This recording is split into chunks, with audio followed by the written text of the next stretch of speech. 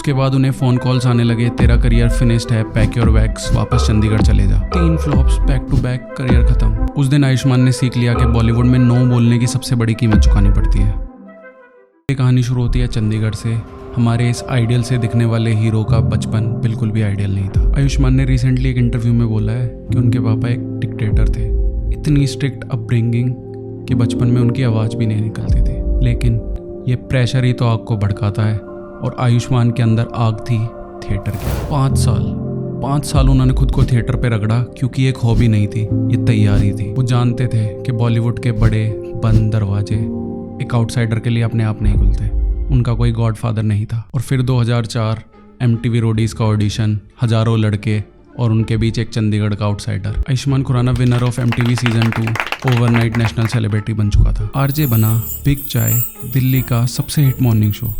VJ भी बना, MTV का फेस, इंडियाज़ गॉट टैलेंट का होस्ट बना, IPL एंकर बना। हर स्क्रीन पर, हर TV पर बस वही दिख रहा था। 3 साल नॉन स्टॉप हसल, बॉलीवुड का टिकट बस हाथ में आने ही वाला था। और फिर 2007 कायामत सीरियल, एक मीटिंग, एक ऑफर, आयुष्मान बस ये कॉन्ट्रैक्ट साइन कर लो, तुम्हारा पेंडिंग पेमेंट हम इसी में एडजस्ट कर देंगे। आयुष्मान ने कॉन्ट्रैक्ट पढ़ा, सालों तक वो TV से बाहर नहीं निकल सकते थे।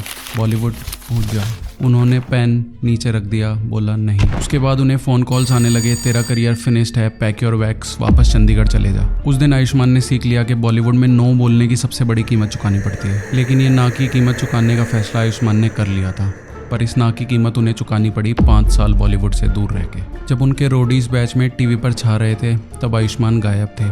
और फिर आया साल 2012। 5 साल लगे, लेकिन 2012 में बॉलीवुड में एक एक्सप्लोजन हुआ। सूजित सरकार का विकी डोनर एक गैम्बल था। स्पर्म डोनेशन पर फिल्म बॉलीवुड में पहली बार, और हीरो कोई स्टार नहीं, एक TV होस्ट जो 5 साल से गायब था। मूवी ने कमाए 65 करोड़। ये एक स्लीपर हिट बन गई।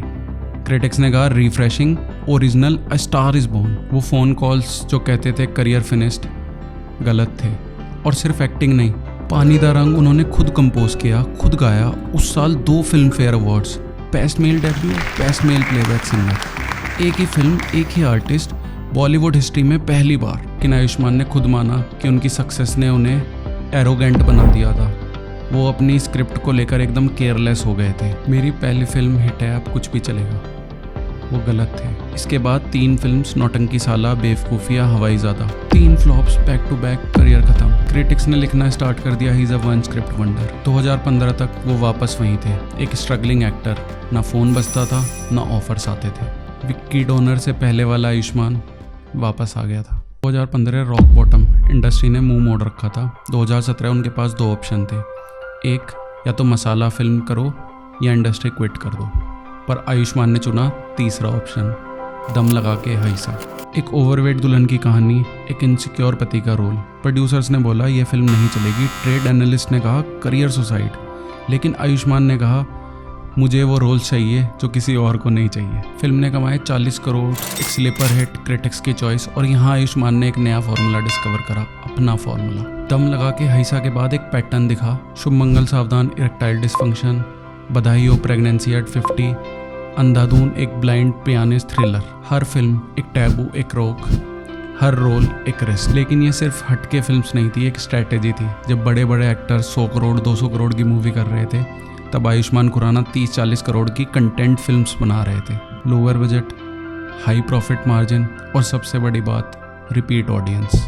2017 से 2019 तक 7 कंसेक्यूटिव हिट्स। आर्टिकल 15 में कास्ट डिस्क्रिमिनेशन को मेन स्ट्रीम किया, बाला में प्रीमेच्योर बॉल्डिंग को नॉर्मलाइज किया, शुभ मंगल ज्यादा सावधान में सेम सेक्स लव स्टोरी को फैमिली फिल्म बनाया, national award, film fair award, box office king.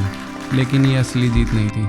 असली जीत ये थी कि आयुष्मान खुराना ने साबित कर दिया था कि बॉलीवुड में नो की कीमत चुकाने के बाद भी आप अपने रूल्स पर सर्वाइव कर सकते हो। 2007 में जिस लड़के को कॉन्ट्रैक्ट की वजह से काम मिलना बंद हो गया था, 2019 आते आते वो खुद एक ब्रांड बन चुका था। लेकिन 2018 जब आयुष्मान अपने एब्सोल्यूट पीक पर थे, अंधाधुन ब्लॉकबस्टर, बधाई हो सुपर हिट, तभी उनकी पर्सनल लाइफ में एक भूचाल आया।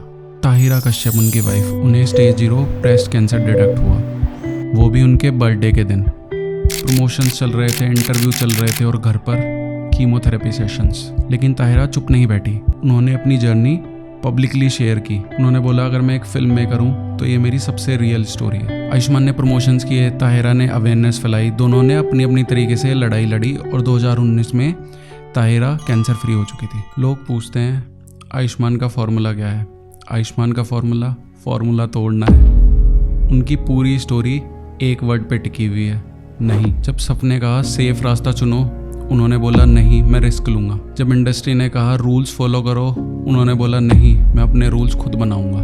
जब 3 फ्लॉप्स ने बोला कि तुम ख़त्म हो गए हो, उन्होंने बोला नहीं अभी तो मैं शुरू हुआ हूँ। हर नहीं की एक कीमत थी, फ्लॉप्स का डर, करियर का रिस्क, पर्सनल ट्रॉमा, लेकिन आयुष्मान खुराना ने हर कीमत चुकाई। और आज वो लड़का जिसे 2007 में फिनिश्ड कहा गया था, वो बॉलीवुड के कंटेंट रिवॉल्यूशन का किंग है। वो एक नेशनल अवार्ड विनर है। उसने प्रूव कर दिया कि अगर तुम्हारे पास कन्विक्शन है, अगर तुम्हारे पास ना बोलने की हिम्मत है, अगर तुम इसकी कीमत चुकाने के लिए तैयार हो, तो तुम अपना फॉर्मूला खुद लिखते हो। आयुष्मान खुराना ने इंडस्ट्री के रूल्स नहीं माने, उन्होंने अपने रूल्स खुद लिखे और यही है असली स्टार्टअप। बॉलीवुड में और कौन है जिसने ये फॉर्मूला तोड़ के अपने रूल्स खुद बनाए?